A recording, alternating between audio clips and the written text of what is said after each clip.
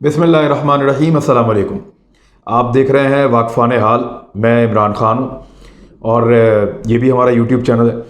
अब मैं पाकिस्तान के इंटरनल और एक्सटर्नल दोनों तरह के हालात के ऊपर आज इस वीलॉग में गुफ्तगू करना चाहता हूँ। सबसे पहले तो जो अंदरूनी मामलात हैं उनमें सबसे इम्पॉर्टेंट हुकूमत के ऊपर ये तनकीद हो रही है कि एक इंक्वायरी आपने करवाई, उसमें साबित हो गया कि गलत किया गया है और उसमें साबित हो गया कि यहाँ पे करप्शन हुई है, उसमें साबित हो गया कि यहाँ पे माफिया ने मिलजुल कर काम किया है। तो फिर आप गिरफ्तारियाँ क्यों नहीं कर रहे, आप इस्तीफ़े क्यों नहीं दे रहे, आप घर क्यों नहीं जा रहे? उस्मान बुज़दार, असद उमर और इमरान खान साहब बराह रास्त अपोजिशन ये कह रही है कि इसमें मुलव्वस हैं।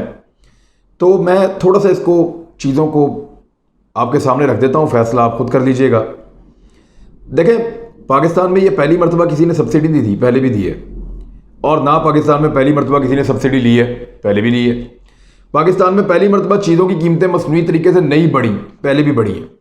ये माफिया जो है ये खेल बहुत पुराना खेल रहा है। इमरान खान साहब के साथ भी इन्होंने खेला।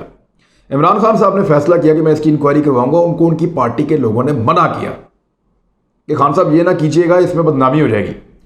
उन्होंने कहा नहीं, मैं इसकी इंक्वायरी करवाऊंगा, मेरे पास ये इन्फॉर्मेशन है। कुछ लोगों ने उनको कहा कि नहीं खान साहब ये ना करें आप। इंक्वायरी उन्होंने करवा ली, फिर उन्होंने उसको पब्लिश कर दिया और फिर उन्होंने कहा जी कि सर फोरेंसिक ऑडिट भी करवाऊंगा, वो भी करवाया। अब ये फोरेंसिक ऑडिट है, इसकी एक रिपोर्ट है, इंक्वायरी है, उसकी एक रिपोर्ट है। ये किसी अदालत का फैसला नहीं है जिसके ऊपर बंदे गिरफ्तार कर लिए जाएं।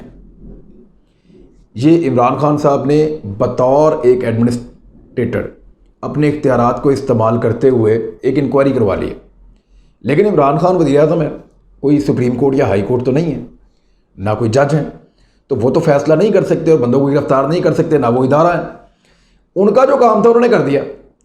अब बाकी काम जो है वो इदारों का है कि वो किस किस को पकड़ते हैं और किस किस को नहीं छोड़ते, किस किस को नहीं पकड़ते और किस को छोड़ते हैं। मामला ये है कि पीपल्स पार्टी और PMLN के दौर में भी एग्जैक्टली यही हो रहा था। उसका थोड़ा हुजम भी बड़ा था, यानी 20 अरब की एक सब्सिडी है और 3 अरब की एक सब्सिडी है, इतना बड़ा तो फ़र्क है। लेकिन चोरी चोरी होती है, चाहे 1 रुपये की हो, चाहे 10 रुपये की हो, चाहे लाख रुपए की हो, चोरी चोरी होती है। बहरहाल उनके दौर में भी हुई, इस दौर में भी हुई, लेकिन उनके दौर में किसी ने इंक्वायरी नहीं की, वापस मुड़ के पीछे नहीं देखा कि हमसे क्या गलती हुई है, यह हमने जानबूझकर किया है। इस दौर के अंदर इन्होंने पीछे मुड़ के देखा, इन्होंने इंक्वायरी करवाई और अपनी हुकूमत के ऊपर एक बहुत बड़ा इल्ज़ाम ले लिया। अब इमरान खान साहब कर क्या सकते हैं? देखिए, सिस्टम के आगे फेंक दिया इस सारी चीज़ को। सिस्टम जाने और जो मुल्ज़िम है वो जाने, अदालतें जाने और इदारे जाने। तो इमरान खान साहब क्या कर सकते हैं? वो कम से कम ये कर सकते हैं कि इस सिलसिले को हमेशा के लिए ख़त्म कर सकते हैं। सब्सिडी के लिए हमेशा के लिए पाबंदी लगा दें, इस कारोबार के लाइसेंस बेशुमार लोगों को दे दें, जिसका दिल करता है चीनी बनाए। मार्केट के अंदर कंपटीशन का माहौल आ जाएगा, इंपोर्ट खोलनी है तो इंपोर्ट भी खोल दें, कपास को फ़रोग दें, गन्ने को डिस्करेज करें। तो मेरे ख्याल में ये ऐसी चीज़ें हैं जो इमरान खान साहब कर सकते हैं और उसके लिए उनको किसी इदारे की, किसी अदालत की, किसी की ज़रूरत नहीं पड़ेगी। ये एडमिनिस्ट्रेटिव डिसीजंस हैं, पॉलिसी मेकर्स इसको कर सकते हैं। पॉलिसी बनाए, जान छुड़ाए। कम से कम ऐसा तो कर देना कि आज तक जो चोरी होती रही आने के लिए, आइंदा आने वाले वक्त के लिए रोक दें। तो उसके लिए इमरान खान साहब को लीडर बन के थोड़ा सा लीड करना पड़ेगा, आगे बढ़ना पड़ेगा और मुकाबला करना पड़ेगा। कि एक्चुअली अभी उन्होंने माफिया का मुकाबला नहीं किया, सिर्फ उसको एक्सपोज किया है। मुकाबला वो तब करेंगे जब वो उनकी मफादात के ऊपर या उनके मुनाफे के ऊपर ज़रब लगाएंगे, और वो तभी लगेगी जब आप इंपोर्ट खोलें, जब आप इसके ऊपर जो है वो सब्सिडी हमेशा के लिए बंद कर दें, जब आप एक कंपटीशन बनाने के लिए आम लोगों को भी शुगर मिल का लाइसेंस दें कि आप छोटे पैमाने पे बनाना चाहते हैं, गन्ने से चीनी आप बनाएं। तो ये चीज़ें जो हैं वो अगर कर देते हैं खान साहब तो इसका फ़ायदा होगा मुल्क को। दूसरा, इंटरनली एक और मसला था मलिक रियाज साहब का। सोशल मीडिया पे शोर मचा हुआ था कि मलिक साहब जो हैं उनके आगे मीडिया बिक गया। मलिक साहब की बेटियों ने और उनकी वाइफ की बहन की बेटी ने जो है वो जाकर वहाँ पे अपने हस्बैंड को वहाँ मारा, और हुमा खान एक खातून थी अदाकारा, उसको ही मारा। ये मैं हुमा खान जो है और ये जो उज़मा खान है, ये दोनों बहनें हैं, इनको मारा। तो मैं इनसे भी मिला हूँ। ये उस्मान नामी बंदे ने इनको घर लेके दिया हुआ था, पुलिस से कंफर्म हुआ। उस्मान नामी बंदे ने ही इनको जो है वो ना सिर्फ घर लेके दिया था बल्कि गाड़ी भी लेके दी थी और सारा साजो सामान भी उसी ने ख़रीद के दिया हुआ था, और इनके पिछले 2-3 साल से ताल्लुकात हैं। मलिक रियाज साहब की फैमिली के कुछ लोगों ने इनको पकड़ लिया था पिछले साल दिसंबर में, और पकड़ के इनको काफ़ी वार्न किया था, और बल्कि उस्मान मलिक को तो फेंटी भी लगाई थी, लेकिन वो बाज नहीं आया। वो फिर इसी चक्कर में पड़ा रहा। उसने इनको बहुत पैसे खिलाए, उज़मा खान वगैरह को। उस दिन वो चांद रात की अनाउंसमेंट पे वो उधर चला गया, और जाके उसने वहाँ पे उसके पास वो मुतनाज़ किस्म की चीज़ें भी मौजूद थी, और वहाँ वो नशा वशा कर रहे थे, और इस तरह की सिचुएशन थी। जो आमना मलिक है, उन्होंने जासूस छोड़े हुए थे, वो उधर चली गई अपने गार्ड्स को लेके, और जाके जो उन्होंने वहाँ किया वो इलीगल है, गैर कानूनी है, किसी को इसका हक नहीं पहुँचता। कानूनी कार्रवाई होनी चाहिए, और कानून जो है वो बालादस्त होना चाहिए। लेकिन पूरे पाकिस्तान की औरतों की आप दूसरा इसका एक एंगल देखें तो वो हीरो बन गई है। मलिक साहब की जो भांजी कह लें आप, मेरे ख्याल में बीवी की तरफ से भांजी है तो वो भांजी समझें, तो वो पूरे पाकिस्तान की औरतों की हीरो बन गई है। और औरतें अब ये ट्रेंड चला रही हैं कि चंद औरतों को छोड़ के, कि जी अगर मेरे शौहर को मैं इस हालत में किसी के साथ देखूं तो मैं तो उसको जो है वो गोली मार दूं। कोई कुछ कह रही है, कोई कुछ कह रही है, तो ये एक इशू है। लेकिन बहुत सारे लोगों ने मीडिया पे इस पर बात की है। मलिक रियाज साहब के मीडिया मालिकान के साथ अच्छे ताल्लुकात हैं, इश्तिहारात भी देते हैं और ताल्लुकात को पालते भी हैं, तो उसकी वजह से मीडिया मालिकान उनका लिहाज करते हैं। एंकर वेंकर कोई नहीं करते, कुछ एंकर्स करते हैं, लेकिन मैं ये नहीं कह सकता कि उन्होंने मलिक साहब से पैसे या प्लॉट लिए हुए हैं। और अगर किसी ने लिए हुए हैं तो उसके कुछ सबूत हैं तो वो फिर सामने ज़रूर लाए जाने चाहिए। मेरे पास होंगे, मैं तो रोला डाल दूंगा, फ़ौरन बताऊंगा कि जी फलां फलां, मैं नहीं लेता तो फिर कोई और लेगा तो मैं तो शोर मचाऊंगा कि जनाब वो भी पैसे लेता है, वो भी पैसे लेता है, वो भी पैसे लेता है। तो ये जो घरेलू किस्म का एक मामला था और मायूब किस्म की एक चीज़ थी, इससे हम अवॉइड करना चाह रहे थे। लेकिन मुझे अब इत्तला है कि सुलह के लिए कोशिश कर रही हैं वो ख़वातीन खुद, और उज़मा खान जो है उसके भाई ने उससे रब्ता किया है, और उसके भाई ने उसे कहा कि सुलह कर देते हैं मलिक साहब से।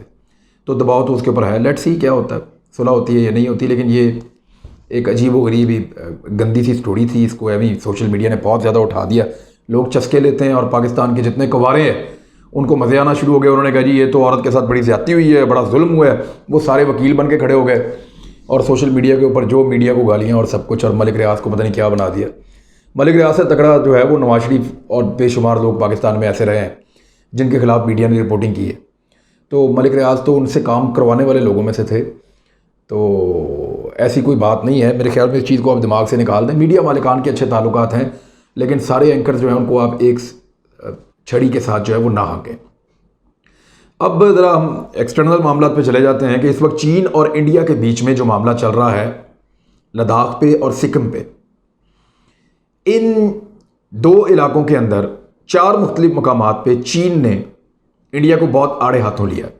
ये लड़ाई गोली से नहीं हुई, ये पत्थर, ठुड्डे, मुक्के, डंडे, इस तरह की चीज़ें मार के इन्होंने एक दूसरे को ज़ख्मी किया। 5 और 6 मई की रात को, और फिर उसके बाद 10 मई और 11 मई के आसपास जो है वो झड़पें हुई हैं, और उसमें ज़्यादा लड़ाई हुई है। लेकिन अमेरिका फौरी तौर पे कूद पड़ा है बीच में कि जनाब चाइना ज़्यादती कर रहा है, बगैर देखे, बगैर मौका महल को जाने, कोई मुबस्सरीन वहाँ पे नहीं गए, कोई वहाँ से इंफॉर्मेशन कलेक्ट नहीं की गई, बस इंडिया ने कह दिया तो अमेरिका ने कहा जी चाइना ज़्यादती कर रहा है। चाइना ज़्यादती कर रहा है, इसके पीछे क्या है? इसके पीछे 2-3 फैक्टर्स हैं। अमेरिका को यह लगता है कि चाइना उससे सुपर पावर का स्टेटस छीनने वाला है।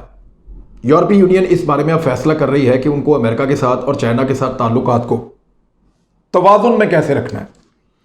पहले वो एकदम अमेरिका के पीछे चल पड़ते थे आंखें बंद करके, लेकिन अब वो ये सोच रहे हैं कि हमने ये तवाज़ुन कैसे बनाना है कि अमेरिका और चाइना दोनों के साथ हमारे ताल्लुकात चलते रहें और हम किसी के आलाकार भी ना बने। तो इसके ऊपर उनके अंदर डिस्कशन शुरू हो गई है, और ये डिस्कशन तूल पकड़ती जा रही है।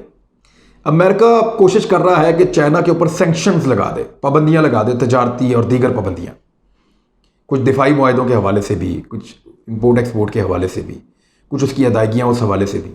आलमी अदालत में ले जाना चाहता है कि ये कोविड-19 जो है ये अमेरिका ने फैलाया, चाइना ने फैलाया। और दूसरा, तिब्बत को एक अलग मुल्क करार देना चाहता है ताकि इंडिया भी सिक्योर हो जाए और जो चाइना है उसके ऊपर दबाव बढ़ जाए और उसके ऊपर मज़ीद पाबंदियाँ लगें अगर वो वहाँ से ना निकले तो अमेरिका चाइना को चारों तरफ से एंगेज करने की कोशिश कर रहा है। लेकिन चाइना का हुजम इतना बड़ा हो गया है कि अमेरिका को सांस चढ़ना शुरू हो जाता है। वो एक तरफ से चाइना को टैकल करता है तो पता चलता है कि पैसिफिक ओशियन के अंदर चाइना बहुत आगे तक चला गया। वो उधर से चाइना को टैकल करता है तो पता चलता है कि वो इंडिया की चिकन नेक तक पहुंच गया है, वहां पे जाके वो हिट कर रहा है। वो उधर से करता है तो पता चलता है कि यूरोपीय यूनियन में चाइना के वोटों की तादाद में इजाफा हो रहा है। वो वहां से टैकल करता है तो पता चलता है कि रशिया के साथ उसके बड़े ज़बरदस्त मुआहदे हो गए हैं। यानी कोई ऐसी जगह नहीं है जहां पे अमेरिका को मायूसी नहीं हो रही, क्योंकि हर फ्रंट के ऊपर चाइना ने उससे बेहतर परफॉर्म करके दिखाया है गुज़िश्ता 2-3 सालों में, और ख़ास तौर पे ये कोविड-19 के बाद। अब चाइना का एक मास्टर प्लान है, वो अब एक्सपेंशन की तरफ जा रहा है। उसने दुनिया के समंदरों में अपने बहरी जहाज़ उतार दिए हैं, और वो बहरी जहाज़ जो है वो बहरे ओकियानूस से होते हुए अमेरिका और अमेरिका के करीब मौजूद जो जजीरे हैं, ख़ास तौर पे जो ऑस्ट्रेलिया के करीब, क्योंकि ऑस्ट्रेलिया अमेरिका का सबसे करीबी एक अलाई,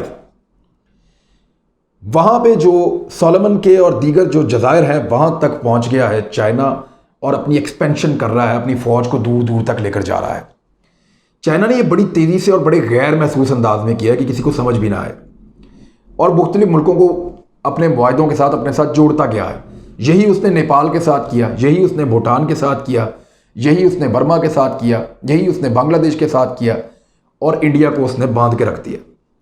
इसी तरह अमेरिका के माजी के जितने बड़े अहम तरीन इत्तेहादी थे, उनमें से 3 को छोड़कर, 3 मैं आपको नाम ले लेता हूँ। एक ऑस्ट्रेलिया, वो डाई हार्ड किस्म का अमेरिका का साथी है। बरतानिया, क्योंकि बरतानिया पहले दुनिया पे रूल करता था, अमेरिकन उन्हीं में से हैं, तो वो अमेरिकन के साथ बड़े कंफर्टेबल हैं। और तीसरा जो उनका साथी है वो कनाडा, क्योंकि कनाडा बिल्कुल अमेरिका के साथ जुड़ता है, तो कनाडा को दूसरा ऑप्शन नहीं है, वो आपस में इनको एक दूसरे के साथ मिलकर चलना होता है। तो इन 3 को छोड़ के बाकी दुनिया जो है वो अमेरिका को क्लियरली जवाब नहीं दे रही कि हम कहां खड़े हैं। दुनिया पे दबाव बढ़ता जा रहा है कि आप किस कैंप में जा रहे हैं। अब ये कैंप बड़ी तेजी से बन रहा है।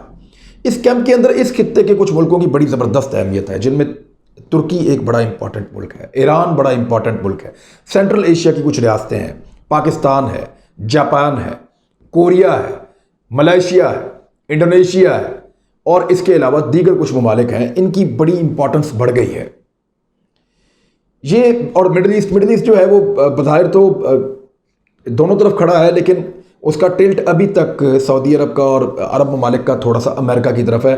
उसका रीज़न ये है कि वो ईरान और तुर्की से खाइफ है, और ईरान और तुर्की से जो उसको प्रॉब्लम है अरब ममालिक को, उनको लगता है कि यहाँ पे चाइना के साथ मिलकर दाल नहीं गलेगी। ये अमेरिका जो है वो हमारी, क्योंकि अमेरिका की खूबी थी, चाइना जो है वो उस तरह से काम नहीं करता, वो चीज़ों में मुदाखलत एक हद तक करता है, और चीज़ों को वो देखता है, बैलेंस करके कोशिश करता है। अमेरिका जो है वो दोस्तों का दोस्त था और दुश्मनों का दुश्मन था। उसने सऊदी अरब को जब सपोर्ट दी, चाहे मफाद की दोस्ती थी, वैसे दोस्ती तो अमेरिका की सारे मुल्कों की मफाद की होती है, लेकिन अमेरिका उस लेवल तक चला जाता है जिस लेवल तक चाइना, रशिया या बाकी मुल्क नहीं जाते। इवन रशिया भी वहाँ तक चला जाता है, लेकिन चाइना का एक डिफरेंट इमेज पूरी दुनिया में बना है। वो एक इकोनॉमिक मॉडल के साथ आके खड़ा हुआ है, वो ताकत और बालादस्ती के साथ नहीं आया। ताकत वो अब उसने बहुत ज़्यादा गेन कर ली है।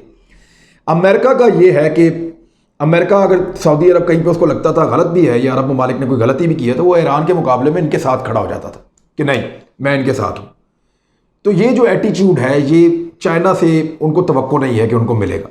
तो फिलहाल वो अमेरिका की तरफ देख रहे हैं। और एक बात याद रखिएगा कि अमेरिका एक इतना बड़ा शिप है कि इसको डूबते डूबते भी कई साल लग जाएंगे। आज भी उसकी इकॉनमी चाइना से बड़ी है, आज भी उसकी एयरफोर्स और नेवी चाइना से ज़्यादा है। अब अगर चाइना ने कोई अंदरूनी खाना को बंदोबस्त किए हुए हैं तो वो हमें आइडिया नहीं है, लेकिन चाइना की बड़ी फ़ौज वो बहुत बड़ी है अमेरिका के मुकाबले में, और बहुत तगड़ी है। मिसाइल टेक्नोलॉजी उसकी बहुत ज़बरदस्त है, लेकिन कुछ चीज़ों में अमेरिका आगे है, और ये बात सच है। उस शिप को अगर डूबना भी है तो उसको कम से कम 5-7 साल लग जाएंगे इस तेज़ तरीन दौर के अंदर भी। तो आने वाले जो 4-5 साल हैं 2025 तक, ये बड़े इंपॉर्टेंट होंगे। दुनिया में बहुत सारी डेवलपमेंट्स होंगी, और ऐसा लगता है कि जोग्राफिया की नई किताबें लिखनी पड़ जाएंगी आने वाले वक्त में।